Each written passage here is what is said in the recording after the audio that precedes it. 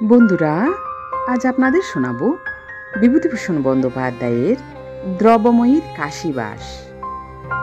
দুদিন থেকে জিনিসপত্র গুছানো চলল। পাড়ার মধ্যে আছে মাত্র 3 ঘর প্রতিবেশী। কারো সঙ্গে কারো কথাবার্তা নেই।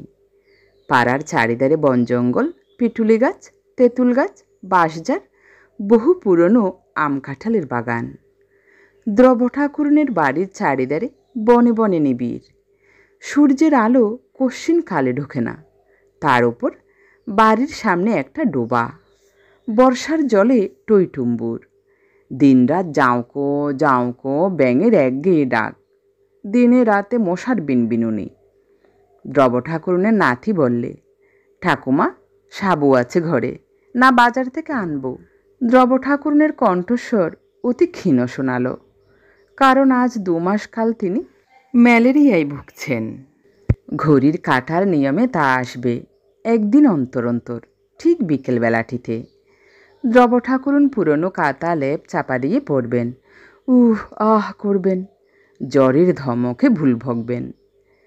ও বাড়ির ঠাকুরন এসে জিজ্ঞেস করবেন জানালার কাছে দাঁড়িয়ে, বলি, ও দিদি, অমন করছো কেন?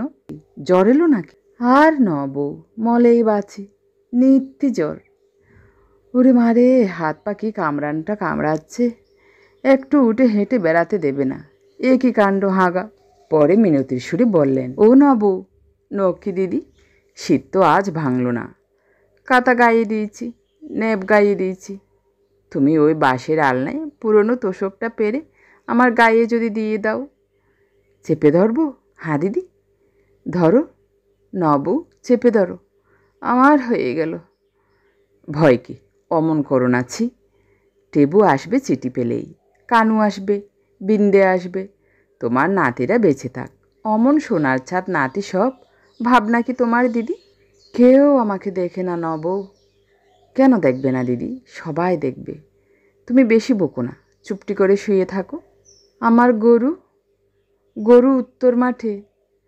কোথায় গরু দিয়ে এসেছিলে? জটে গয়লার অরল ক্ষেতের পাশে। আচ্ছা, আমি এনে দেবো এখন গরু। আমারও গরু রয়েছে জটে গোয়ালার জমির কাছেই। তুমি শুয়ে থাকো। আরও ঘণ্টাখানেক পরে বৃদ্ধা ঠাকুরন আবার এসে জানালায় দাঁড়িয়ে বললেন, কম্প থেমেছে দিদি? ক্ষীণস্বরে ল্যাপ কাঁথার ছেঁড়া স্তূপের মধ্যে থেকে জবাব এলো, গরু, আমার গরু তো। কোনো ভয় নেই, সে আমি এনেছি। কম্প থেমেছে? হুঁ। সারা বর্ষা দ্রবময়ী এমনি ম্যালেরিয়ায় ভোগেন। তার বড় নাতি শ্রীশচন্দ্র ওরফে টেবু কাজ করে ইচ্ছাপুরে বন্দুকের কারখানায়। মেজ নাতি পাকশিতে ইবিআরে। ছোট নাতিও ওদিকে যেন কোথায় থাকে। বড় নাতি ছাড়া অন্য দুটি অবিবাহিত। বড় নাতির আবার একটি ছেলেও হয়েছে। আজ বছর 5-6 আগে বড় নাতির ছেলে বউ নিয়ে বাড়ি এসে দিন 7 ছিল। নাত বউ মনোরমা হুগলি জেলার মেয়ে। সে এখানে এসে নাকি সিটকে থাকে। বাড়িতেও ভারী, মোটে একখানা ছালাঘর, ছেঁচার বেড়া, এমনি তারা জঙ্গল যে দিন মানে বুনো শুয়োর লুকিয়ে থাকে। মশার তো ঝাঁক। মা গো, কি কাদাগাঠির পথে! এখানে কি মানুষ থাকে নাকি? মনোরমার খাড়ার মতো নাক আরও উঁচু ও তীক্ষ্ণ হয়ে ওঠে। 7 দিন পরে দ্রবময়ীকে নাতির ছেলে খোকনমণির মায়া কাটাতে হয়। তার চোখের জলে বুক ভেসে যায়। ঠাকুরনকে বলেন, সুদের সুদ, ও যে কি মিষ্টি তা তোমাকে কি বোঝাবো বউ। দ্রবময়ীর আকুল ক্রন্দনের মধ্যে যে কতকালের পিপাসিত প্রতীক্ষা সুদূর ভবিষ্যতের দিকে নিষ্পলকে চেয়ে আছে। স্বামীহীনা বন্দা বিধবা ঠাকুরন তা বুঝতে না পেরে কেমন অবাক হয়ে যান। হয়তোবা ভাবেন দিদির সবই বাড়াবাড়ি। ঠাকুরন আপনার জন কেউ নয়, পাড়ার পাশের বাড়ির প্রতিবেশিনী মাত্র। বছরের মধ্যে গড়ে 3-4 মাস দুই বৃদ্ধার মধ্যে কথাবার্তা বন্ধ হয়ে যায়, মুখ দেখা দেখি থাকে না। তবুও ঝগড়া কেটে গেলে পাড়ার মধ্যে একমাত্র ঠাকুরনই দ্রবময়ীকে দেখাশুনো করেন সবচেয়ে বেশি। জ্বরে শয্যাশায়ী হয়ে থাকলে তার গরুটাও নিজের গরু দুটোর সঙ্গে মাঠে বেঁধে দিয়ে আসেন। একটু সাবু হয়তো করে নিয়ে আসেন। অন্তত জানালায় উকি মেরে 2-একটা কথাও বলেন। কিন্তু এবার দ্রবময়ী যেন ভুগছেন একটু বেশি। আষাঢ় মাসের প্রথম থেকে জ্বর শুরু হয়েছে। মাঝে মাঝে প্রায়ই ভোগেন। শরীর দুর্বল হয়ে পড়েছে। ঘোর অরুচি তার উপর। পালা ঝরে ধরেছে আজ মাসখানেক। সন্ধ্যার দিকে দ্রবময়ী ল্যাপ তোষক ফেলে ঝেড়ে উঠলেন। পালাজোরের কম্প থেমে গিয়েছে। জ্বর যদিও এখনো যায়নি, মুখ তেতো, মাথা ভার, শরীর ঝিমঝিম করছে। ডাক দিলেন, না বউ, গরু এনেছো দিদি? দু তিনবার ডাকের পর ঠাকুরন উত্তরই দিলেন, কে ডাকে দিদি? ঠেলে উঠেছ? বলি, আমার গরুটা কি এনেছো মাঠ থেকে? হ্যাঁ হ্যাঁ, গরু গরু করেই মলে শেষ কালটা। জ্বর ছেড়েছে? ছেড়েছে। বলি, গরু কোথায় বেঁধে রাখলে? গোয়ালে তো। খেপলে যে গরু গরু করে। কেরোসিন তেল একটা টেমিতে একটুখানি ছিল। দ্রব ঠাকুরুন টেমিটা জ্বালালেন। আমরা গাছে একটা 13 পাখি আর একটা 13 পাখির সঙ্গে কথাবার্তা কইছে। দ্রব ঠাকুরুনের জ্বরতপ্ত মস্তিষ্কে মনে হলো পাখি দুটো বলছে, কুতলি কা কা কা। দ্রব ঠাকুরুন বিরক্ত হয়ে উঠলেন। কি একঘেয়ে আওয়াজ রে বাপু, চালাচ্ছে তো চালাচ্ছেই। আধ ঘন্টা হয়ে গেল, একে মাথা ধরে আছে, ভালো লাগে? থাম না বাপু। মানুষে জানোয়ারে সবাই মিলে পেছনে লাগলে কি করে বাঁচি? গোহালে গিয়ে দ্রব ঠাকুরুন মুংলি গরুকে দেখে প্রাণ ঠান্ডা করলেন। মুংলি না খেলে তার খাওয়া হয় না। এই বন জঙ্গলে ঘেরা নির্জন স্বামীর ভিটে আঁকড়ে পড়ে আছেন। সবাই ছেড়ে গিয়েছে তাকে, কতক স্বর্গে, কতক বা বিদেশে। তার 2 ছেলে 2 মেয়ে, নাতি নাতনি, একগোর বড় গেরস্থ। যদি সবাই থাকতো আজ বজায়। কেউ নেই আজ। মুংলিকে নিয়ে তিনি একা পড়ে আছেন গোপীনাথপুরের ভিটেতে। তাই গরুটাকে অত ভালোবাসেন। মাঠে বেঁধে দিয়ে বারবার করে ডেকে আসেন, নদীতে জল খাওয়াতে নিয়ে যান। সকালে উঠে দ্রব ঠাকুরনের মনে হলো খিদের চোটে তিনি দাঁড়াতে পারছেন না। বাড়ির পেছনে জঙ্গলের মধ্যে একটা ডুমুর গাছ থেকে ডুমুর পেরে আনলেন। 2 সজনে শাক পারলেন উঠোনের গাছ থেকে। ঘাটের পথে মুকুজ্জি গিন্নির সঙ্গে দেখা। মুকুজ্জি গিন্নির ছেলে কটি লেখাপড়া শেখেনি, গাঁজা খেয়ে বেড়ায়। দ্রব ঠাকুরনের কটি নাতি চাকুরে। এই জন্যে দ্রব ঠাকুরনের প্রতি তার অন্তরে হিংসে বেশ। জিজ্ঞেস করলেন, জ্বর হয়েছিল নাকি শুনলাম খুড়িমার? হ্যাঁ মা, আজ 2 ভাত রাঁধব, তাই সকাল সকাল ঘাটে যাচ্ছি। আর মা, তোমার থাকতেও নেই। অমন সব নাতি নাতনি থাকতেও তোমার এই দুর্দশা। সবই কপাল। অর্থাৎ 2 চাকুরে নাতি আছে বলে তোমার গুমর করবার কিছু নেই। তুমি যে তিমিরে, সেই তিমিরে।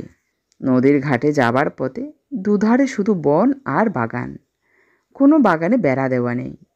ঘন আসছে ওরাও বন চালতে গাছের ডালপালা স্থানার্থীদের গায়ে লাগে বলে 2-1 সূচিবাই গ্রস্তা বিধবা পথের নিতান্ত পাশের ডালগুলো হাত দিয়ে ভেঙে ভেঙে রেখেছেন। দ্রব ঠাকুরুন বনের মধ্যে ঢুকে উকি মেরে কি দেখছেন। এমন সময় মুখুজ্জদের সেজব পেছন থেকে বললে, কি দেখছেন ও খুড়িমা? এই ক্ষয়ের বাগি কাঁঠাল গাছটাতে কাঁঠাল আছে কিনা এক আধটা মা?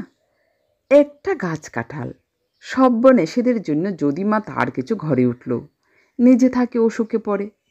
কে কাঁঠাল নিলে খুড়িমা? কে নিয়েছে? আমি কি চৌকি দিতে গিয়েছি বসে বসে? এই পাড়ার মধ্যেই চোরের ঝাড়। দেখ তোর, না দেখ মোর। সব্যনেশে কলিকালে কি ধম্ম জ্ঞান আছে মা। চলুন খুড়িমা, ঘাটে যাই। দ্রব ঠাকুরুন বকতে বকতে ঘাটের দিকে চলেন। স্নান সেরে এসে 2 আলু চাল ফুটিয়ে ডুমুরের চচ্চড়ি করে ভাত বেড়ে নিয়ে খেতে বসেছেন। এমন সময় দেখলেন বাড়ির পেছনে কাগজে লেবু গাছটার তলায় কি খসখস শব্দ হচ্ছে। দ্রব ঠাকুরুন হাঁক দিলেন, কে রে নেবুতলায়? ক্ষীণ বালিকা কণ্ঠে উত্তর এলো, এই আমি কনক ঠাকুমা। কেন, ওখানে কি শুনি? কি হচ্ছে ওখানে? বের হয়ে আয় এদিকে, সামনে আয়। একটি ম্যালেরিয়া শীর্ণ 11 বছরের বালিকা মূর্তি অকুণ্ঠ পদবিক্ষেপে লেবু ঝোপের আড়াল থেকে নিষ্ক্রান্ত হয়ে উঠোনে এসে দ্রব ঠাকুরনের ক্রুদ্ধ দৃষ্টির সম্মুখে দাঁড়ালো। এই আমার মার মুখে অরুচি, কিছু খেতে পারে না, তাই গিয়ে বললে, যা তোর ঠাকুরমার নেবু গাছ থেকে একটা নেবু। দ্রব ঠাকুরুন তেলে বেগুনে জ্বলে উঠলেন। বললেন, হ্যাঁ যা, তোর বাবা নেবু গাছ পুঁতে রেখে গিয়েছে, যা তুলে নিয়ে আয় গিয়ে। যত সব চোর ছেঁচড় নিয়ে হয়েছে, তোর মার অরুচি তা হাটে নেবে কিনতে পারিস নে? এখানে কি তোর বাবার গাছ আছে এখানে? বালিকা চুপ করে দাঁড়িয়ে রইল। দ্রব ঠাকুরুন আপন মনে বকে যেতে লাগলেন। অনেকক্ষণ পরে বালিকা ভয়ে ভয়ে বললে, ও ঠাকুমা। কী রে, কি? আমি চলে যাব? কেন, তোকে কি বেঁধে রেখেছি নাকি? যা। নেবু দেবেন না? দ্রব ঠাকুরুন চুপ করে আপন মনে বড় বড় কয়েকটি ভাতের গ্রাস মুখে পুরে দিলেন। বা হাতে ঘটি নিয়ে ঢকঢক করে খানিকটা জল খেয়ে অপেক্ষাকৃত নরম সুরে জিজ্ঞেস করলেন, তোর পরনের কাপড় কাঁচা? ওই কলসিটা থেকে আমায় একটু খাবার জল গড়িয়ে দে দেখি। মেয়েটি তাই করল। দ্রব ঠাকুরুন বললেন, অরুচি কেন? তোর মার কি ছেলেপিলে হবে নাকি? তা তো জানি নে ঠাকমা। যা নিয়ে যা, তবে একটার বেশি নিবি নে, বুঝলি? দ্রব ঠাকুরুন খেয়ে উঠে মাদুর পেতে একটু শুয়েছেন। এমন সময় মুকুজ্জে বাড়ির বড় ছেলে অতুল এসে বললে, ও ঠাকুমা শুয়েছেন নাকি? হ্যাঁ, কে? অতুল? কি ভাই? আপনার পিটুলি গাছ আছে? কলকাতা থেকে দেশলাইয়ের কারখানার লোক এসেছে গায়ের পিটুলি আর শিমুল গাছ কিনতে। আপনার যদি থাকে, বেশ দর দিচ্ছে। না বাপু, আমার নেই। কেন? আপনার বাড়ির পেছনে হরিরাইয়ের দরুন জঙ্গলে তো বেশ বড় বড় পিটুলি গাছ আছে। না, আমি বেচব না। আসলে দ্রব ঠাকুরুনের গাছপালার ওপর বড় মায়া। স্বামীর আমলের যা কিছু যৎসামান্য জমি জমা, তা প্রায়ই জঙ্গলাবৃত এবং বড় বড় বাজে গাছে ভর্তি। জ্বালানি কাঠ হিসেবে বিক্রি করলেও এ কয়লার দুর্মূল্যতার দিনে 2 পয়সা পাওয়া যায়। কিন্তু গাছের একটা ডাল কাটতেও তার মায়া। না খেয়ে কষ্ট পাবেন, তবুও গাছ বিক্রির কথা তুলতেও দেবেন না। একজনের শুঁয়োপোকা লাগাতে সে ডুমুর পাতা পাড়তে এসেছিল, কারণ ডুমুর পাতা দিয়ে শুঁয়ো লাগা জায়গাটা ঘষলে শুঁয়ো ঝরে যায়। কিন্তু দ্রব ঠাকুরুন তাকে ডুমুর পাতা পাড়তে দেননি। হয়তো এটা অতিরঞ্জিত গল্প মাত্র, তবে এর দ্বারা তার মনের অবস্থা অনেকটা বোঝা যাবে। বৈকালের দিকে দ্রব ঠাকুরুন বেশ ভালোই বোধ করলেন। পাড়ার এক প্রান্তে জঙ্গলে ঘেরা বাড়ি। বড় কেউ এদিকে বেড়াতে আসে না। এক ঠাকুরুন ছাড়া কেউ উঁকি মেরে বড় একটা দেখে না। দ্রব ঠাকুরুন কিন্তু লোকজন, আড্ডা, মজলিস প্রভৃতি ভালোই বাসেন। কেউ এসে গল্প করে, এটা তার খুবই ইচ্ছে। কিন্তু ওবেলার সেই বালিকাটি ছাড়া বিকেলে আর কেউ এলো না। সেও এসেছে নিজের স্বার্থে। ঠাকুরমা, একটা নেবু দেবেন? কেন রে, কেন? ওবেলা তো। ওবেলা নেবু ওবেলা ফুরিয়েছে, এবেলা একটা দরকার, মা বললে। আচ্ছা, আয় উঠে বস একটু। বালিকাটি অনিচ্ছা সত্ত্বেও এসে বসে। নয়তো লেবু পাওয়া যাবে না। বুড়ির কাছে বসতে তার ইচ্ছে হয় না। তার সমবয়সী বালিকারা রায়পাড়ার পুকুরধারে এতক্ষণ ফুল তোলাতুলি খেলা আরম্ভ করে দিয়েছে। তার প্রাণ রয়েছে সেখানে পড়ে। কিন্তু দ্রব ঠাকুরুনের নিঃসঙ্গ মন যাকে আঁকড়ে ধরতে চায় এই নির্জন বৈকালবেলাটিতে, তবুও দুটো কথা বলবার লোক তো বটে। দ্রব ঠাকুরুন আপন মনেই বকে চলেছেন। নাত বউয়ের মন্দ ব্যবহারের কথা, নাতির ছেলে খোকনের অলৌকিক গুণাবলী, ছোট নাতি পরেশ তাকে কীরকম ভালোবাসে, এই ধরনের নানা কথা শুনতে শুনতে ক্ষুদ্র শ্রোতাটির হাই ওঠে। সে করুণ স্বরে বলে, ঠাকুমা, মা সাবু চড়িয়ে আমায় বললে নেবু নিয়ে আয়, বেলা গেল। হ্যাঁ, হচ্ছে হচ্ছে, তারপর শোন না। মা বকবে, নেবু নইলে সাবু খেতে পারবে না। আচ্ছা শোন। তারপর খোকনমণি সেই পেয়ারা তো খাবেই, কিছুতেই ছাড়ে না। ওর মাও দেবে না। বড্ড হেজল দাগরা মেয়ে ওর মা। আমি বলি, বউ চাচ্ছে খেতে, এক টুকরো ওকে দাও। তা আমায় বললে, আপনি চুপ করে থাকুন, আপনি কি বোঝেন ছেলে মেয়ে মানুষ করার? একালের মা অন্যরকম, আপনাদের সেকাল গিয়েছে। আমি জানি না ছেলে মেয়ে মানুষ করতে। তবে তুই তোর বর পেলি কোথা থেকে রে আবাগের বেটি? আমি এবার যাই ঠাকুমা, নেবো একটা। আচ্ছা, তা নিয়ে যা একটা লেবু। শুনলি তো সব কাণ্ডখানা। দিদি শাশুড়ি বড় মন্দ। এমন সময়ে বাড়ির বাইরে একখানা গরুর গাড়ির শব্দ শোনা গেল। খুকি কৌতূহলে চোখ বড় বড় করে বললে, ও ঠাকমা, কে যেন এলো গাড়ি করে? তোমার ওই তুততলায় গাড়ি দাঁড়ালো। বলতে বলতে দ্রব ঠাকুরুনের মেজ নাতি নীরদাচন্দ্র দুটি বাড়ি মোট 2 হাতে ঝুলিয়ে বাড়ি ঢুকে ডাক দিলে, ও ঠাকমা। দ্রব ধর্মর করে উঠে দাঁড়িয়ে একগাল হেসে বললেন, কানু, আয় আয় ভাই, ভালো আছিস? কানু এসে মোট নামিয়ে পিতামহীকে প্রণাম করলে। বালিকাটির দিকে চেয়ে বললে, এ হরি কাকার মেয়ে কনক না? ওহ, কত বড় হয়ে গিয়েছে। ভালো আছিস কনকি? নে দাঁড়া, একখানা গজা নিয়ে যা। পুটুলি খুলে মেয়েটির হাতে একখানা বড় গজা দিতে সে নিঃশব্দ হাসি মুখে হাত পেতে নিয়ে দাঁড়িয়ে রইল। বড় মোট্টার মধ্যে আরও কী কী জিনিস আছে দেখবার আগ্রহে। তাদের বাড়িতে এমন কেউ নেই যে বিদেশে চাকুরি করে। নিতান্তই অল্পবিত্ত গৃহস্থের সংসার। চাকুরে বাবুরা বাড়ি আসবার সময় কী কী অপূর্ব জিনিস না জানি নিয়ে আসে। দ্রব ঠাকুরুন জিজ্ঞেস করলেন, তারপর কি মনে করে? হঠাৎ যে বুড়িকে মনে পড়েছে তাহলে? বাবা, সারা আষাঢ় মাস অসুখে ভুগে ভুগে, তাই এখনও কি সেরেছি? এমন একটা লোক নেই যে এক গঠি জল এগিয়ে দেয়। ওই নবউ ছিল তাই। এত চিঠি দিলাম, না এলো টেবু, না এলো বিন্দে, না এলে তুমি। সন্ধ্যার পর ঠাকুরুন খবর পেয়েই ছুটে এলেন। গ্রামের ছেলে জম্মাতে দেখেছেন, অনেক দিন পর দেখে খুব খুশি। কুশল প্রশ্নাদি জিজ্ঞেস করার পর বললেন, হাঁ কানু, তা তোমরা সোনার চাঁদ সব নাতি থাকতে বুড়ি এখানে বেগুরে মারা যাবে? পালা ঝরে ধরেছে। এই আজ ভালো আছে, কাল এমন সময় ল্যাপকাতা মুড়ি দিয়ে পড়বে। কে দেখে কে শোনে। তার ওপর আবার গরু, একটা বিহিত করে যাও যা হয়, নইলে। কানু বললে, সেসব জন্যই তো আশা। চিঠি পেয়েছে অনেক দিন, সাহেব ছুটি দিতে চায় না, পরের চাকরি, তাই দেরি হলো। দ্রব ঠাকুরুন বললেন, ভালো কথা। ও নবু, দুখানা গজা নিয়ে যাও, জল খেয়েও।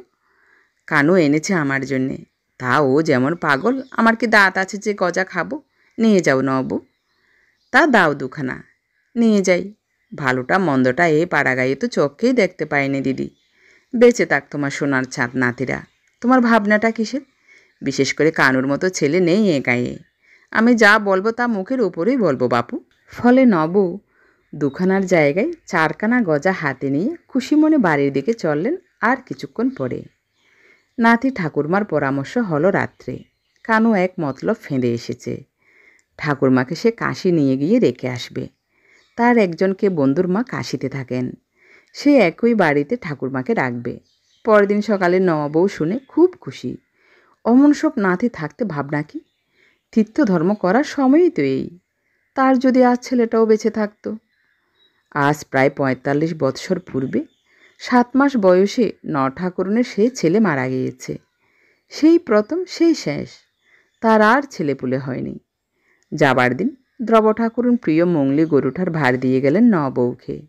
বারবার মাথার দিব্যি দিলেন মংলিকে যেন যত্ন করা হয়। বললেন, ও গরু তোমারই হয়ে গেল নবউ। আমায় আশীর্বাদ করো যেন কাশিতে হাড় ককানা রাখতে পারি। নাতিদের ঘাড়ের বোঝা যেন নেমে যায়। আমার বড় নাতির ভাবনা কি? তার সচ্ছল অবস্থা। লুচি, পরোটা, জলখাবার, তেল গিয়ে কলকলে করে 5 বেন্নুন রান্না। আমি বুড়ি হয়েছি, ওদের সংসারে সেকেলে মতের লোকের জায়গা আর হয় না এখন। ঘরের আড়ায় শুকনো নারকোল পাতার আটি, পাকাটির বোঝা জোগাড় করা ছিল। বর্ষায় উনুন ধরানোর কষ্ট বলে সুগৃহিণী দ্রব ঠাকুরুন যে সময়ের যা সঞ্চয় করে রাখতেন। কাশিবাস করতে যাচ্ছেন, পেছন টান থাকতে তীর্থবাস হয় না। সেসব দান করে গেলেন কতক ঠাকুরুনকে, কতক কেউকে। কনক একটা পাকা শশা হাতে নিয়ে বললে, শশা খাবে ঠাকমা? তুই এক বোঝা পাকাটি নিয়ে যা কনকি, ঠাকমাকে মনে রাখবি তো? হ্যাঁ রে। কনক অনেকখানি ঘাড় নেড়ে বললে, হুঁ। ঠাকুরুন চোখের জল ফেললেন যাবার সময়ে। দ্রব ঠাকুরুন ট্রেনে কোনো রকমে সুচিতা বজায় রেখে কাশি এসে পৌঁছালেন। একটা গলির মধ্যে দোতলা একটা বাড়ির নিচের তলার ঘরে কানুর সেই বন্ধুর মা কাশিবাস করছেন। পাশেই আর একখানা ছোট ঘর ভাড়া নেওয়া হয়েছে দ্রব ঠাকুরুনের জন্যে। অপর বৃদ্ধাটির কাছে চাবি ছিল ঘরের, তিনি চাবি খুলে দিলেন। দ্রব ঠাকুরুন নিজের জিনিসপত্র নিয়ে সেই ঘরে অধিষ্ঠান হলেন। দ্রব ঠাকুরুন ঘণ্টা খানেকের মধ্যেই সবই আবিষ্কার করলেন তার প্রতিবেশিনী নদে জেলার লোক। কথাবার্তার ধরন ও সুর শহুরে ও সম্পূর্ণ মার্জিত। যশোর জেলার মানুষ দ্রব ঠাকুরুনের ভয় পাবারই কথা বটে। তিনি এসে দ্রব ঠাকুরুনের ঘরে ঢুকে বললেন, আপনার রান্নাবান্নার ব্যবস্থা কাল থেকে করলেই হবে। আজ আমার ঘরে দুধ আর মিষ্টি আছে, আপনার জন্য রাখলুম কি না? দ্রব ঠাকুরুন ভয়ে ভয়ে বললেন, ও। প্রতিবেশিনী নিজের ঘর থেকে খাবার এনে বললেন, আপনার লোম বস্ত্র বার করুন। দ্রব ঠাকুরুন ভালো বুঝতে না পেরে বললেন, কি বললেন? দ্রব ঠাকুরুন বললেন, এই কথায় বয়ের উচ্চারণ যশের জেলার উচ্চারণ রীতি অনুযায়ী প্রসারিত উচ্চারণ। প্রতিবেশিনী বৃদ্ধার উচ্চারণে এই সব স্থানের উচ্চারণ যতদূর সম্ভব আকুঞ্চিত। বললেন এর উচ্চারণ, বললেন ওকার এর উচ্চারণও যতদূর সম্ভব ঘোরালো। বলছি, লোমবস্ত্র বের করে পড়ুন। একটু কিছু মুখে দিতে হবে তো। লোমবস্ত্র কী জিনিস পাড়াগাঁয়ের মানুষ দ্রবঠাকুরুন কখনো শুনেননি, তবে জিনিসটা যে বস্ত্র জাতীয় দ্রব্য তা বুঝতে পারলেন। বললেন, সে তো আমার নেই, লোমবস্ত্র নেই, আপনি জব করেন কী করে? এই সাদা থান পরেই জব করি, আর কোথায় কি পাবো? বাড়িখানা গলির মুখে হলেও প্রায় সদর রাস্তার ওপরে। অনেক রাত পর্যন্ত গাড়ি ঘোড়া রাস্তার গোলমাল থামে না। নিরিবিলি বন জঙ্গলের মধ্যে বাড়িতে একা থাকা দ্রবঠাকুরুনের চিরদিনের অভ্যাস। এত গোলমালে বড়ই অস্বস্তি বোধ করতে লাগলেন তিনি। উফ, কি মুশকিলেই পড়া গেল। কাশির লোক ঘুমোয় কখন? কানু তার পরদিন বন্ধুর মার হাতে পল্লীবাসিনী পিতামহীকে সমর্পণ করে কর্মস্থানে চলে গেল। তার ছুটি ফুরিয়েছে। বন্ধুর মার নাম নীরজাবাসিনী। দ্রবঠাকুরুনের চেয়ে তার বয়স 2-5 বছর কম হবে। মাথার চুল এখনও পাকেনি, তবে সেটা স্বাস্থ্যের গুণেও হতে পারে। দ্রবঠাকুরুনের সঙ্গে দশাশ্বমেধ ঘাটে বিকেলে বেড়াতে গেলেন। খুব লোকজনের ভিড়, গান, বক্তৃতা, কথকতা। এক গেরুয়া কাপড় পরা সন্ন্যাসীর চারিপাশে খুব ভিড়। নীরজা সেখানে জুটলেন গিয়ে। কর্মবাদ, সেবাধর্ম ইত্যাদি নিয়ে সন্ন্যাসী কী সব কথা বলে যাচ্ছেন। দ্রবঠাকুরুন অতশত বুঝতে পারলেন না। ফিরবার পথে দ্রবঠাকুরুন জিজ্ঞেস করলেন, উনি কেডা? উনি রামকৃষ্ণ মঠের একজন বড় স্বামী সেবানন্দ। কি মঠ? কেন, রামকৃষ্ণ মঠের কথা শুনেননি? ঠাকুর রামকৃষ্ণদেবের মস্ত বড় কাণ্ড ওদের। রাম আর কৃষ্ণ 2 ঠাকুরের নামে বুঝি? নীরজা বিস্ময়ে দ্রবঠাকুরুনের দিকে চেয়ে বললেন, আপনি শ্রীরামকৃষ্ণ পরমহংসের নাম শুনেননি? না, কে তিনি? কই, না, এখানে আছেন? নীরজা আর কোনো কথা বললেন না। এমন বর্বরের সঙ্গেও তিনি বেড়াতে বেরিয়েছেন যে রামকৃষ্ণদেবের নাম পর্যন্ত জানে না। দ্রবঠাকুরুনের কোনো দোষ নেই, তিনি অজ্ঞ সেকেলে লোক। অজপল্লী গ্রাম ছেড়ে জীবনে কখনো কোথাও যাননি। গোপীনাথপুরের জঙ্গলে ও নাম কখনো কারো মুখে শোনেন উনি। তিনি জানেন রাম, কৃষ্ণ, রাধা, দুর্গা, লোচনপুরের জাগ্রত কালী, কালীঘাটের কালী ইত্যাদি। অত বড় কোনো ঠাকুরের কথা কই, কেউ তো তাকে বলেনি। দ্রবঠাকুরুন ভয়ে ভয়ে থাকেন। তার সঙ্গিনী তাকে নিতান্ত নাস্তিক, অজ্ঞ মূর্খ বলে না ঠাউরান। দিন কয়েক যেতে না যেতে দ্রবঠাকুরুন বুঝে নিলেন সঙ্গিনীটি ধর্ম বাতিগ্রস্তা, সাধু সন্ন্যাসীর ভক্ত। যদি কোথাও নতুন ধরনের সাধু মন্দিরে কি ঘাটে বসে আছে, তবে আর নিস্তার নেই। সেখানে বসে অমনি গরুরের মতো হাত জোর করে বকবক বকুনি জুড়ে দিবে। আর কী সব জিজ্ঞেস করবে, কর্মফল কি, পুনর্জন্ম কি হেন তেন। রাস্তাঘাটে বেরুলে ঘণ্টার পর ঘণ্টা কেটে যায়, বাসায় ফেরবার নামটি নেই। এত বিরক্ত ধরে দ্রবঠাকুরুনের, কিন্তু তিনি কি করবেন? কাশির রাস্তা চেনেন না, একাও বাসায় ফিরতে পারেন না, সঙ্গিনী না ফিরলে। একদিন বিশ্বনাথের মন্দিরে সন্ধ্যার আরতি দেখতে গেলেন দুজনেই। সেখানে এক সন্ন্যাসিনী নাট মন্দিরে বসে আছেন, গেরুয়া কাপড় পরনে, মাথায় জটা। অনেক মেয়ে ছেলের ভিড় হয়েছে সেখানে। নীরজা তো সাধু সন্ন্যাসী দেখলে সর্বদা এক পায়ে খাড়া। চারিপাশের ভক্তের দলে গেল মিশে তাকে নিয়ে। দ্রবঠাকুরুন শুনতে লাগলেন, কেউ জিজ্ঞেস করেছে, মাইজি, ঠাকুরের দেখা পাওয়া যায়? কেউ বলছে, মাইজি, আমার মেয়ের মাদুলি দেবেন তো আজ? আজ আমার হাতখানা দয়া করে দেখবেন কি? নীরজা জিজ্ঞেস করলেন, মাইজি, আমার ভক্তি হচ্ছে না কেন? দ্রবঠাকুরুন শুনে মনে মনে হেসে আর বাঁচেন না। সর্বদা সাধু সন্ন্যাসী নিয়েই আছো, এখানে প্রণাম, ওখানে ধন্যা, 2 ঘণ্টা ধরে নাক টেপা, এতেও যদি তোমার ভক্তি না হয়ে থাকে, গঙ্গার জলে ডুবে মরো গিয়ে। ঢং দেখে আর বাঁচিনি, মরণ আর কি। তারপর সবাই চলে গেল। নীরজা সেই যে সেখানে চোখ বুজে ধ্যানে না কি যোগে বসলো, আর ওঠে না। দ্রবঠাকুরুনও কিছু বলতে সাহস পান না। এদিকে তার মনে পড়ল সুজি একদম নেই। সে কথা এতক্ষণ মনে ছিল না। এত রাত হয়ে গেল, কোথায় বা সুজি কেনা হবে? রাত্রে একটু মোহনভোগ খাওয়া, তাও আজ ধর্মের বীরে বুঝিবা হয় না। বসে বসে দ্রবঠাকুরুন বিরক্ত হয়ে উঠলেন। মন্দির থেকে বাঙালি মেয়েরা প্রায় চলে গিয়েছে। এদেশি লোক যারা হিন্দি মিন্দি বলে, তাদের দলই যাচ্ছে আসছে। কি জানি ওদের কথা তিনি কিছুই বুঝতে পারেন না, বলতেও পারেন না। আজ মাস 3 গ্রাম থেকে এসেছেন। বেশ শীত পড়ে গিয়েছে কাশিতে। মংলি গরুটার কথা এত করেও আজকাল মনে পড়ছে।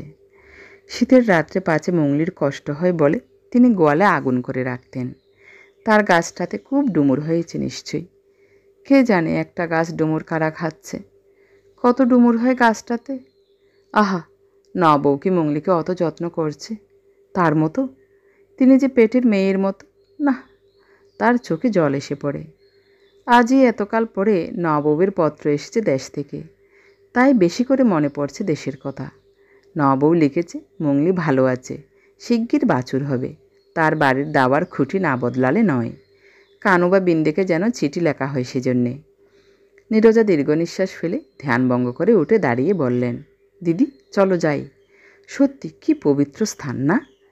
ইচ্ছে হয় না যে আবার সংসারে ফিরে যাই, রাঁধি খাই। দ্রব ঠাকুরুন মনে মনে বললেন, মরো না এখানে শুকিয়ে হত্যে দিয়ে, কে মাথার দিব্যি দিয়েছে রাঁধতে খেতে? নীরজা বললেন, করুণাসটা অভ্যাস করছি কি না প্রায় হয়ে এলো। দ্রবময়ী নীরব। মাগিটা পাগল নাকি? কী সব বলে বোঝাও যায় না। রাত দুপুর বাজলো, বাবা এখন বাসায় চলো দেখি। বাসায় এসেও কি নিস্তার আছে? নীরজা ডাকবেন তার ঘর থেকে, ও দিদি একটু গীতাপাঠ করি শোনো। নিতান্ত অনিচ্ছার সঙ্গে তাকে যেতে হয়। গীতা টিতা ওসব তিনি বোঝেন না। সুবচনীয় ব্রতকথা, সত্যনারায়ণের পাঁচালী, শিবরাত্রির ব্রতকথা এসব শোনা তার অভ্যেস আছে। বেশ দিব্যি বুঝতেও পারেন। এসব শক্ত শক্ত কথার কি কাণ্ড মাণ্ড এক বর্ণও যদি তিনি বোঝেন। আর মাগির চোখ উল্টে কান্না খান্না মুখের ভাব করে পড়বার ভঙ্গিই বাকি। দ্রব ঠাকুরুন না পারেন হাসতে, না পারেন হাসি চাপতে। এমন বিপদেও মানুষ পড়ে গো। নীরজা পড়তে পড়তে বলবেন, আহা কি চমৎকার। দ্রব ঠাকুরুন বসে ঢুলতে ঢুলতে ভাববেন, থামলে যে বাঁচি। সকালে উঠে নীরজা বললেন, আজ আমার গুরুদেব আসবেন, দিদি দুখানা লুচি ভেজে দিও তো আমার ঘরে বসে। বেলা 2টোর সময় এক সন্ন্যাসী এসে হাজির। বেশ মোটা ভুঁড়িওয়ালা, এই লম্বা দাড়ি। নীরজা সাষ্টাঙ্গ হয়ে প্রণাম করে দুবার মাথা ঠুকলেন গুরুদেবের পাদপদ্মে। আহারাদি জোগাড় করতে কাটল সারাদিন। 3 সের দুধ মেরে 1 সের হলো। ঘরে রাবড়ি মালাই তৈরি হলো, লুচি ভাজা হলো।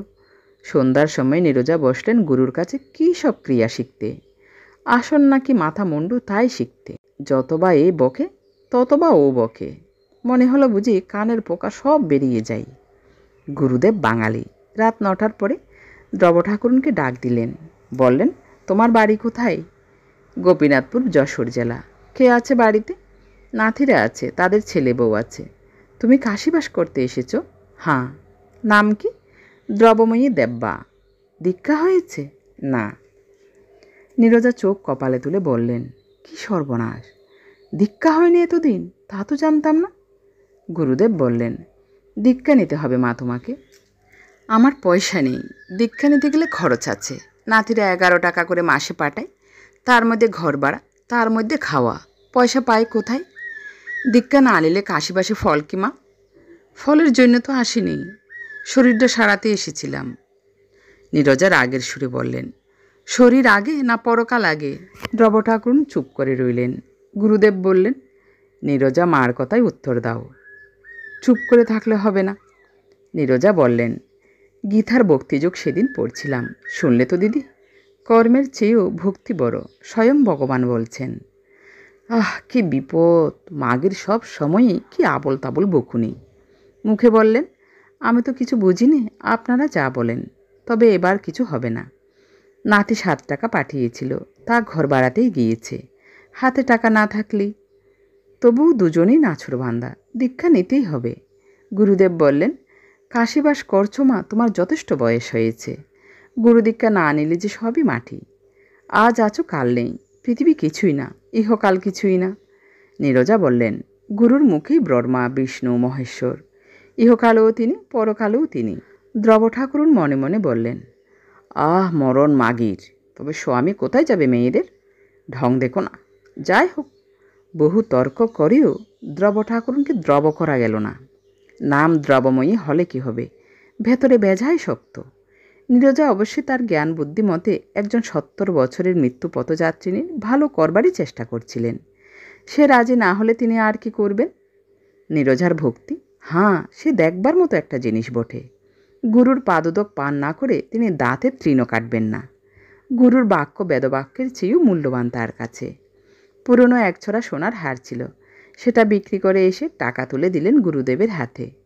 কতটা শুনে দ্রব ঠাকুর জিজ্ঞেস করলেন, অতগুলো টাকা দিয়ে দিলে গুরুদেবকে? টাকা সার্থক হলো দিদি। তোমার নিজের হার? ও আমার বিয়ের পরে শ্বশুরবাড়ি থেকে দিয়েছিল, তিনি হাতে করে দিয়েছিলেন। সেই হার তুমি দিয়ে দিলে বেছে? দিদি, সংসার অনিত্য, সবই অনিত্য। কে কার স্বামী, কে কার স্ত্রী, সবই ভগবানের মায়া। মায়ায় সব ভুলে থাকা। গুরুই কেবল নিত্য বস্তু। তা তো বটে। এ মাগির মুখে সব সময় বড় বড় কথা। দিগে যা, তোর সব কিছু গুরুর পাদপদ্মে বিলিয়ে। তার কি? বিয়ের পরে স্বামী নিজের হাতে যে হাড়চড়া দিয়েছিল, তা কোনো মেয়ে মানুষ এভাবে গুছিয়ে দিতে পারে? গভীর রাত পর্যন্ত শুধু এই কথাটি বারবার তার মনে পড়ে। সেই সব দিন ঝাপসা হয়ে গিয়েছে। মনের আকাশ বিস্মৃতির মেঘে ঢাকা। ওই গোপীনাথপুরের ভিটে অমন ছিল কি তখন? ফুলশয্যার রাত। হঠাৎ মনে পড়ে যায়, গত আষাঢ় মাসের প্রথমে উত্তর দিকের ভাঙা পাঁচিলের গায়ে এতটুকু একটা শশা গাছ নতুন বর্ষার জল পেয়ে গজিয়েছে দেখে তিনি শুকনো কঞ্চি কুড়িয়ে একটা মাচা বেঁধে দিয়েছিলেন। এতদিনে গাছ বড় হয়েছে, কত শশার জালি পড়েছে গাছটাতে। খেয়ে খাচ্ছে সে বনের মধ্যে। হয়তো কনকে আসে লেবু তুলতে, এক গাছ লেবু রেখে এসেছিলেন, সেই হয়তো শশা পেরে নিয়ে যায়, কে জানে। হঠাৎ কি একটা কুসরে দ্রব ঠাকুরুন চমকে ওঠেন। নীরজার ঘর থেকে শব্দটা আসছে। মাগে এত রাত্রে করে কি?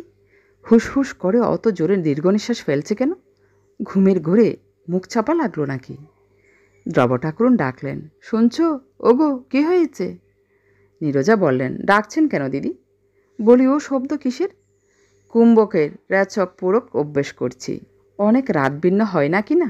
ঠাকুর তাই বলে গেলেন। সে আবার কী রে বাবা, মাগে তো ঘুমেতেও দেয় না রাত্রিরে। দ্রব ঠাকুরুন বললেন, যাকগে, ঘুমের ঘোরে মুখ চাপা হয়নি তো? না দিদি, ঘুমোইনি এখনো। ঘুমলে যোগের ক্রিয়া হয় না। জীবনটা যদি ঘুমিয়েই কাটাবো, তবে পরকালের কাজ করব কখন? তা বেশ বেশ। দিদি ঘুমুলেন না কেন? নির্বিকল্প সমাধি না হওয়া পর্যন্ত আমার মনে শান্তি পাচ্ছি নে, পাবও না। দেহ কী জন্য দিদি?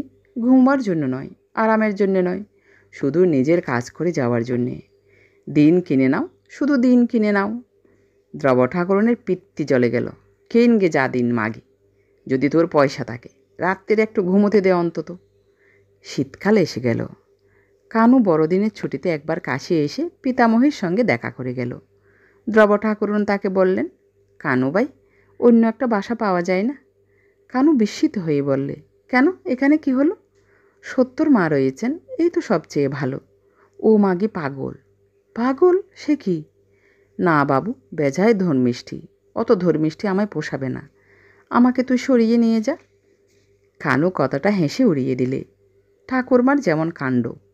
বললে, আচ্ছা ঠাকমা, শেষ বয়সে কাশিবাস করতে এলে, না হয় তুমিও হও একটু ধর্মিষ্ঠি। হ্যাঁ, উনি ওই রকমই বটে। সত্য বলছিল, মা কিছুতেই দেশে থাকতে চান না। এই গত বৈশাখ মাসে সত্যর ছোট ভাইয়ের বিয়ে গেল। ওর ছোট ছেলের। ওকে কত চিঠিপত্তর, কত অনুরোধ, কিছুতেই গেলেন না। বললেন, যে মায়া একবার কাটিয়েছেন তাতে আর জড়িয়ে পড়তে চান না।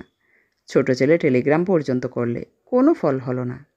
দ্রব ঠাকুরুন অবাক হয়ে বললেন, বলিস কি রে খানু, সত্যি? মিথ্যে বলছি তোমার কাছে ঠাকমা?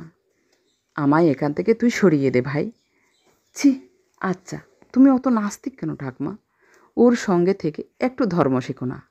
চিরকালই বিষয় আর সংসার নিয়েই তো কাটালে। হাঁফ লেগে মরে যাবো যে এখানে থাকলে। আবার ওইসব নাস্তিকের মতো কথাবার্তা ঠাকমা, তুমি কি? শীত কেটে গ্রীষ্ম এলো, চলেও গেল। আবার আষাঢ় মাসের প্রথম। দেশের খবর নেই অনেক দিন। ঠাকুরনের চিঠি আগে আগে আসতো, গত 3-4 মাস তাও বন্ধ। কথায় কথায় একদিন নীরজাকে কথাটা বলেই ফেললেন, দেশে কে আছে আপনার? শুনেছি সেখানে থাকে না কেউ। বাড়িটা, গাছটা, পালাটা। দিদি, এখনও ওইসবের মায়া?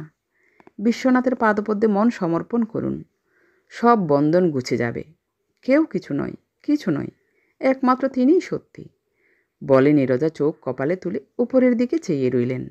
দ্রব ঠাকুরুন তাড়াতাড়ি বলে উঠলেন, ওই যা, দাঁড়াও, করার দুধটুকু বুঝি বেড়ালে খেয়ে গেল? না, বেড়ালের জ্বালাই যত যা বেড়াল তত বা বাঁদর। অমন গামছাখানা সেদিন। দিদি, আজ আমার সঙ্গে চলুন। কেদারঘাটে কাশীখণ্ডের ব্যাখ্যা করবেন উপিন কথক, শোনবার জিনিস। কাশীতে এসে কাশীখণ্ড শুনতে হয়। আমার শরীর ভালো না, আজ থাক, তুমি যাও। নীরজা নাছোড় বান্দা অবশেষে নিয়ে গেলেন দ্রব ঠাকুরনকে। কেদারঘাটে এর আগেও 2-3 বার দ্রব গিয়েছেন সত্তর মার সঙ্গেই। উপরের রানার চওড়া চাতালের একপাশে ফর্সা রোগামতো কতক ঠাকুর কত কথা শুরু করেছেন। তাকে ঘিরে বাঙালি মেয়ে পুরুষের ভিড়। পুরুষের চেয়ে মেয়ে অনেক বেশি। সত্তরমা জিজ্ঞেস করলেন, দিদি, প্রণামে কিছু এনেছেন তো? তা তো বললে না, আনিনি। 8 আনার কম দেওয়া যায় না। আচ্ছা, আপনারটা আমি দিয়ে দেবো এখন। আমার 8 আনা না দিয়ে 4 আনা বরং দাও, নাতিরা কটা টাকা বা পাঠায়। এখানে যা দেবেন দিদি পরকালে তোলা রইল। বর্ষার গঙ্গায় ঢল নেমেছে। কেদারঘাটের সামনের নদীতে কাদের বড় একটা বজরা ভেসে চলেছে। 2-3খানা পানশিতে সুসজ্জিতা নরনারী নদী ভ্রমণে বার হয়েছে। রামনগরের দিকে সূর্য অস্ত যাচ্ছে। উঁচু বাড়ি, ছাদের কার্নিশে তরল সোনার মতো ঝিলমিল করছে রাঙা রোদ। কতক ঠাকুর সুকণ্ঠে গান ধরেছেন। কাশী সকল তীর্থের সার। মৃত্যুর সময় মণিকর্ণিকার ঘাটে স্বয়ং বিশ্বনাথ কানে মন্ত্র দেন। মানুষের শিবলোক প্রাপ্তি ঘটে, এই হলো গানের অর্থ। দ্রব ঠাকুরের মন অজ্ঞাতে অনেক দূরে চলে গেল। তার খয়েরি বাগে গাছে কত কাঁঠাল হয়েছে এই আষাঢ় মাসে। বড্ড কাঁঠাল ধরে গাছটাতে, শেকড়ে পর্যন্ত কাঁঠাল। 3টে আম গাছে আমও নিশ্চয়ই খুব ধরেছিল। নাতিরা কি গিয়েছে আম খেতে? তাদের সেদিকে দৃষ্টি নেই, আরও ভূতে লুটে খাচ্ছে। রাত্রি নামল। নীরজা বললেন, চলুন দিদি। দ্রব ঠাকুরুন লক্ষ্য করেছেন সমস্ত সময় নীরজা মাগি ফোঁস করে কেঁদেছে আর কেবল বলেছে, আহা। যদি এ মাগির সঙ্গ ছাড়তে পারতেন, কিন্তু তা হবার নয়, কানও শুনবে না। বাসায় এসে নীরজা দেখলেন তার সঙ্গিনীর মন বড় খারাপ, অন্যমনস্ক ভাব, বিশেষ কোনো কথা বলে না। কাশীখণ্ড শুনে আজ তাহলে খুব ভালো লেগেছে বোধ হয়, পাষাণ বুঝি গলেছে। নীরজা বললেন, কি ভাবছেন দিদি? একটা গাছ কাঁঠাল দেশে, খয়েরি বাঘির কাঁঠাল, সে তুমি কখনো খাওনি, খেলে বুঝতে। দিদি, এখনও আপনার মায়ার বন্ধন গেল না? আপনার তো 2টো একটা গাছ, আমার 3টে বড় বাগান। কলমের বোম্বাই, মালাদো ফজলি, মাই ন্যাংরা পর্যন্ত। আমি তো ফিরেও চাইনি ওসব দিকে। ছেলেরা কাঁদে, বলে, এখন কি কাশীবাস করবার সময় হয়েছে তোমার? আমি বলি, না, সংসারের মায়ায় আর না। গানে বলে, কেবা কার পর, কেবা কার আপন। এই মরেছে, মাগি আবার শুরু করেছে। কাল শয্যা, পরে মোহতন্দ্রা ঘুরে, দেখে পরস্পরে অসার আশার স্বপন। তা আমি বলি, এককাল তো সংসারের বন্ধনে ঘুরে আশার স্বপ্ন অনেক অনেক দেখলুম। এইবার পরকালের কথা ভাবি। আর আমার এই যে গুরুদেব, উনি দেহধারী মুক্ত পুরুষ, ওর কৃপায়। নীরজা উদ্দেশ্য করে প্রণাম করলেন। দ্রব ঠাকুরুন মুখে বললেন, তা তো বটেই। চলুন দিদি, কাল বাবা বিশ্বনাথের মন্দিরে সেই মাইজির কাছে আপনাকে নিয়ে যাই। আপনার বয়স আমার চেয়ে বেশি। আপনার এখন উচিত গুরুমন্ত্রে দীক্ষা নিয়ে সব বন্ধন মুক্ত হয়ে এক মনে কাশীবাস করা। আমাদের আর কদিন দিদি, সমন্ত দৌড়ে দাঁড়িয়ে। সব রকম তো দেখলুম শুনলুম। দ্রব ঠাকুরুন মনে মনে বললেন, তোমার মুন্ডু করলুম। মাগির কথার আবার ধরন শোনো না। ভাটপাড়ার ভট্টাচার্য এসেছেন। মুখে বললেন, মংলি বলে একটা গায়ে গরু ছিল আমার, বড্ড নেওটা, যেখানে যাব সেখানে যাবে। আমার হাতে না খেলে তার পেট ভরত না। এই বেশ কচি কচি বাঁশপাতা এনে মুখে দিতাম তুলি। আবার ওই কথা আপনার মুখে? জড়ভরতের কথা জানেন তো? অত বড় জ্ঞানী, পূর্বজন্মের এক হরিণের মায়ায় তার সব গেল। ভগবানের চিন্তা করুন, ভগবানের চিন্তা করুন, সব মিথ্যা। দ্রব ঠাকুরুন কোনো কথা বললেন না। তার ওর কথা একেবারেই ভালো লাগে না। মাগি যেন কি কি বলে কি করে। মাগি এমন পাষাণ যে ছোট ছেলের বিয়েতে বাড়ি গেল না। মুখ দেখতে আছে ওর, ছি। সারা রাত্রি স্বপ্নের ঘরে দেখলেন তার গোপীনাথপুরের ভিটেতে চালাগড়ের ছাঁচতলায় ম্লান মুখে ছলছল চোখে তার মংলি দাঁড়িয়ে রয়েছে। নবও তাকে যত্ন করছে না, বুড়ি হয়েছে মংলি, তেমন দুধ তো আর দিতে পারে না। মংলিকে তিনি তার মায়ের পেট থেকে টেনে বার করে এতকাল নিজের মেয়ের মতো পুষেছিলেন। তিনি নেই, ওকে দেখে কাঁঠাল হয়েছে বটে খয়ের বাগে গাছটাতে। এত কাঁঠাল 3-4 বছরের মধ্যে হয়নি। তিনি নাইতে যাচ্ছেন নদীতে। মুখুজ্জেগিন্নি বলছে, হাঁ কুড়িমা, তোমার গাছে কি কাঁঠাল ধরেছে? তা আমায় একটা দিও, তোমার নাতিদের খেতে দেব। খড় উড়ে উড়ে পড়ছে বাড়ির চাল থেকে। কানোবা বিন্দে দেশে যায়নি, ঘরও সারায়নি। এবার বর্ষায় কি টিকবে চালে খুছি না দিলে? কনক বলছে, ও ঠাকমা, একটা নেপু দেবা? আমার মার অরুচি হয়েছে, কিছু খেতে পারে না।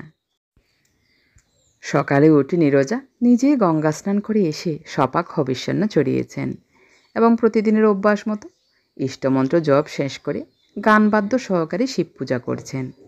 দ্রব ঠাকুরনের একটু বেলা হয়েছে আজ উঠতে, মনও খুব ভার। তার আপনার জন পরে রইল, তার মুংলি, তার খয়ের বাগি গাছটা, তার ডুমুর গাছ, আর তিনি কোথায়? আরও ওই মাগির জ্বালায়। নীরজার গান বাদ্য থামল। দ্রব ঠাকুরনকে বললেন, আজ বড় সুখবর পেলুম দিদি। গঙ্গা স্নানে গিয়ে গুপ্তিপাড়ার সইয়ের সঙ্গে দেখা। সেও আমার মতো কাশিবাস করছে, বাঙালি ঠোলায় থাকে। বললে গুরুদেব আসছেন সামনের সোমবারে। হরিদ্বার থেকে ফেরবার পথে আমার এখানে পায়ের ধুলো দিয়ে তবে যাবেন। সইও একই গুরুর কাছে মন্ত্র নিয়েছি কিনা। আজ বড় শুভ দিন আমার।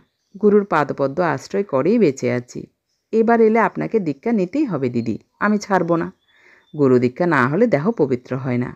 ভবসাগর পার হতে গেলে গুরুর চরণরূপ ভেলা চাই আগে, নইলে হাবুডুবু খেয়ে মরতে হবে যে দিদি। দ্রব ঠাকুরুন বললেন, তা তো ঠিক, তা তো ঠিক। গুরুদেবের আগমনের পূর্বেই শনিবার সকালের গাড়িতে কানু এসে হাজির হলো। দ্রব ঠাকুরুন নাতির কাছে কেঁদে পড়লেন, তুই আমায় গোপীনাথপুরে নিয়ে চল ভাই, আমার আর কাশিবাসে কাজ নেই। বাবা বিশ্বনাথ মাথায় থাকুন, ও মাগির কাছে আর 2 মাস থাকলে আমি পাগল হয়ে যাব। ফলে সোমবার কাশীতে গুরুদেবের শুভাগমনের দিন দুপুরের ট্রেনে দ্রব ঠাকুরুন দেশের স্টেশনে তার বোসকা তরঙ্গ নিয়ে নাতির সঙ্গে এসে নামলেন। ঠাকুরুন শুনে ছুটে এলেন, ও দিদি, দিদি। হ্যাঁ নবৌ, আমার মুংলি ভালো আছে? ভালো নেই দিদি, ওঠে না, খায় না। তোমার যাওয়ার পর থেকে গোয়ালে শুয়েই থাকে। সে আমার মন বলছে ভাই, তুমি কি বলবে? তাকে রাত্রিরে স্বপ্ন দেখেই তো আর টিকতে পারলাম না, চলে এলাম। কানুকে বললাম, নিয়ে চল ভাই গোপীনাথপুর, মাথায় থাকুন বাবা বিশ্বনাথ। মুংলি কোথায়? ওকে কচি বাঁশপাতা খাওয়াবো নিজের হাতে, স্বপ্ন দেখেছি। একটু পরে ঠাকুরুন দড়া ধরে মুংলিকে নিয়ে এলেন।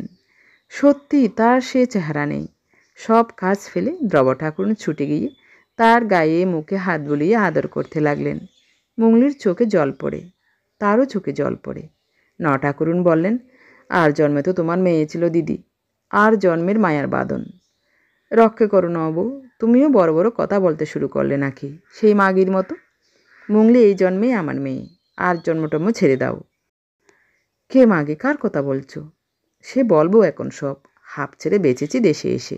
বাবা! কানু হেসে বললে, না, ঠাকমাকে নিয়ে আর পারা গেল না। এমন নাস্তিক! খাসি প্রাপ্তি অদৃষ্টে থাকলে তো।